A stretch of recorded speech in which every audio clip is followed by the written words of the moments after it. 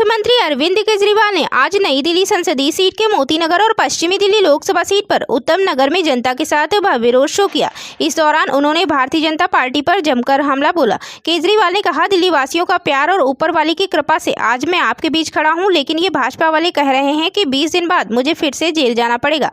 उन्होंने आगे कहा, अगर आप लोग चाहते हैं कि ऐसा ना हो तो 25 मई को आम आदमी पार्टी और इंडिया गठबंधन को वोट दें।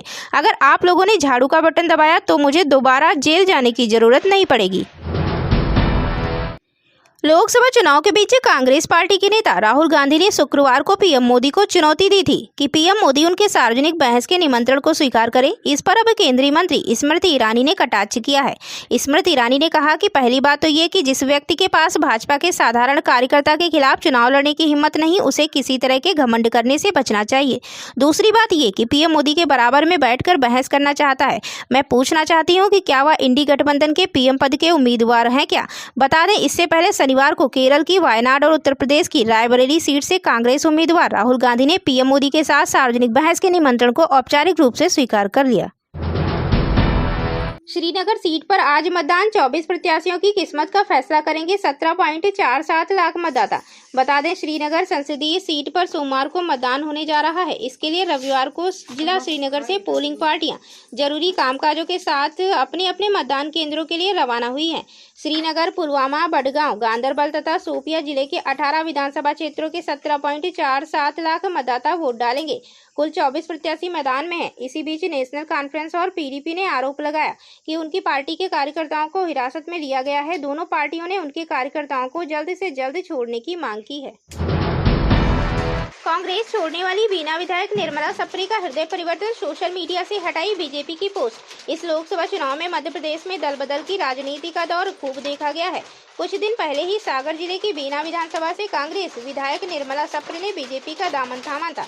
मुख्यमंत्री डॉक्टर मोहन यादव की एक जनसभा के दौरान उन्होंने बीजेपी की सदस्यता ली थी, लेकिन अब एकाएक बीना विधायक निर्मला सप्रे के हृदय परिवर्तन की चर्चा चल रही है। दरअसल निर्मला सप्रे ने अपने सोशल मीडिया अकाउंट से बीजेपी की सभी पोस्टें हटा दी हैं, जो चर्चा का कारण बन गई हैं। हिजाब पहनने वाली महिला होगी भारत की पहली मुस्लिम प्रधानमंत्री। बता दें, 13 मई को लोकसभा चुनाव के चौथे चरण का मतदान होना है। इस चरण में कई बड़े दिग्गजों की साख दांव पर लगी है। इसमें 4 बार से सांसद असदुद्दीन ओवैसी का नाम भी शामिल है। वो हैदराबाद से चुनावी मैदान में ताल ठोक रहे हैं। उनके सामने बीजेपी की माधवी लता है। इस बार मुकाबला बेहद दिलचस्प होने वाला है।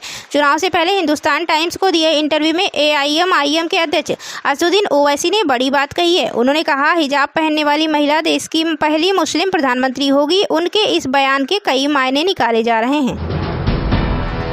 अगले साल जापान को पीछे छोड़ देगी भारत की इकोनॉमी। बता दें, भारत की इकोनॉमी तेजी से आगे बढ़ रही है। अगर उसकी यही रफ्तार बरकरार रही तो अगले साल तक भारत जापान को पीछे छोड़कर दुनिया की चौथी सबसे बड़ी इकोनॉमी बन जाएगा। नीति आयोग के CEO अमिताभ कांत ने कहा कि 2025 वह साल होगा जब भारत जापान से आगे निकल जाएगा। इन अनुमानों से जापान के लोगों में काफ़ी गुस्सा है। साल 2010 तक जापान दुनिया की सबसे बड़ी इकोनॉमी था। सिर्फ 15 साल में वह 5वें स्थान पर खिसकने वाला है। पीएम पर जयराम रमेश का हमला, कहा बंगाल में भाजपा चला रही वॉशिंग मशीन, हुगली की उपेक्षा के आरोप। बता दें, लोकसभा चुनाव के चौथे चरण के मतदान से एक दिन पहले कांग्रेस ने पीएम मोदी पर निशाना साधा। प्रधानमंत्री मोदी के बंगाल दौरे के दौरान कांग्रेस ने सवाल उठाया कि हुगली के 40% घरों में जल जीवन मिशन क्यों विफल रहा। कांग्रेस ने आलोचना करते हुए कहा कि राज्य में भाजपा की वॉशिंग मशीन सक्रिय है। उन्होंने केंद्र सरकार पर 7,000 करोड़ रुपए की राशन निधि रोकने का आरोप लगाया। रमेश ने गंगा की सफाई पर भी सवाल उठाए। बता दें, रविवार को प्रधानमंत्री मोदी ने बंगाल के 4 शहरों में जनसभाओं को संबोधित किया, जिसमें हुगली भी शामिल है।